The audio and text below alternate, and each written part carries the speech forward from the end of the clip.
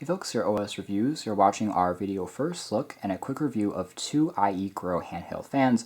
Pretty good for this summer season. They both sell for about 20 bucks. The one on the left is slightly less expensive. The one on the right costs a little bit more because it features a misting component, but otherwise they both use a micro USB cable to be charged, and it uses a standard i8650 battery, which is a lithium ion battery pack. It's fairly standard, which is nice to see. Comes in a number of different colors. I'm going to check out the designs of both first. So the one on the left here, this is what the box looks like. It comes in a number of different colors, and it's useful because it has a foldable hinge, which allows you to rotate it and also close it up for transportation. Also set it onto an included stand if you want to place on a desk or a surface.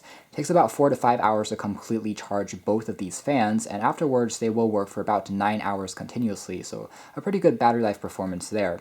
Otherwise, it also can be hooked onto umbrellas, let's say if you are walking around using that included stand, onto, let's say, a backpack, onto a certain desk. So this one has quite a few uses, which is nice to see. It can also be operated without the battery just by plugging it into a computer socket or a USB socket directly, and also has 3 adjustable fan speeds.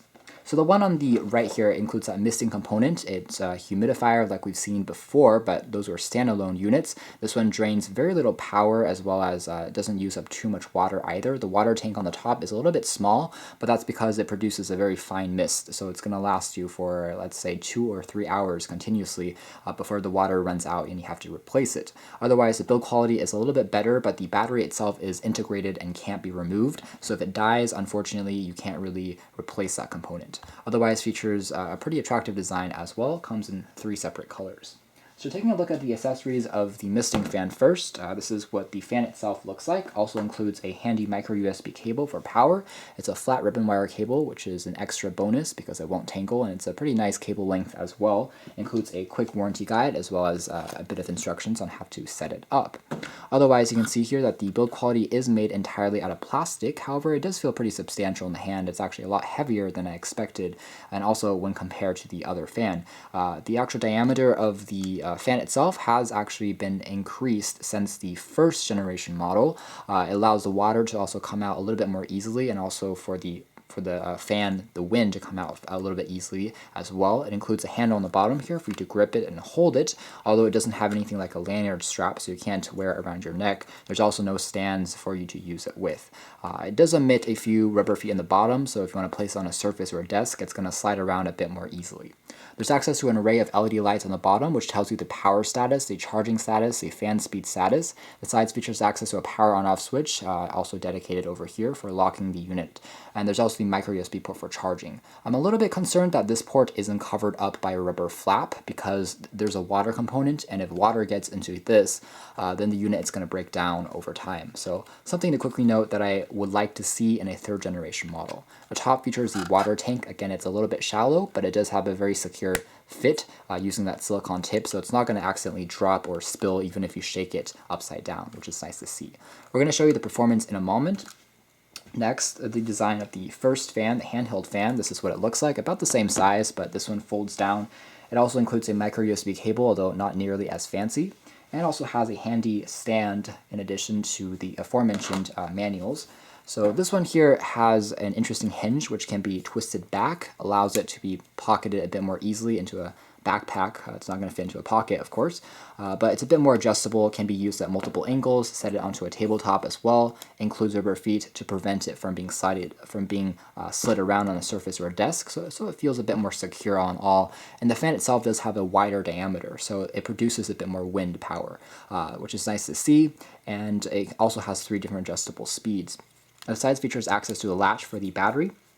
And again, the standard battery being used here is just the 18650, which looks like this, a bit larger than your typical AA battery, but it also contains about 2000 milliamp hours, so it provides a good amount of juice for usage. And there's also on the front a power on-off switch, which you can tap on and then cycle back and forth between the multiple speeds, and then tap on it again for powering the unit off. Overall, it feels pretty well constructed. Material choice here could be a little bit better. It's just entirely made out of plastic. It feels a bit more flimsy and light, but otherwise a decent design, just mainly because of that portability. So next we're going to take a look at the performance of both of these fans by powering them on. Alright, so checking out the handheld fan first, we have just it plugged into a power bank without inserting the battery actually. You can see that it still works, just plug and play. So you can just pop it onto a computer, you don't even have to have the battery inserted. It can still work off of a direct power plug. It has a green LED light which will indicate that indeed there is power and the unit can be used, and otherwise you can adjust the speed again up to 3 different modes, which is pretty handy. It's on the very bottom though, so tapping on it once for the first mode, which is nearly silent. You can kind of hear the sound here. The second mode,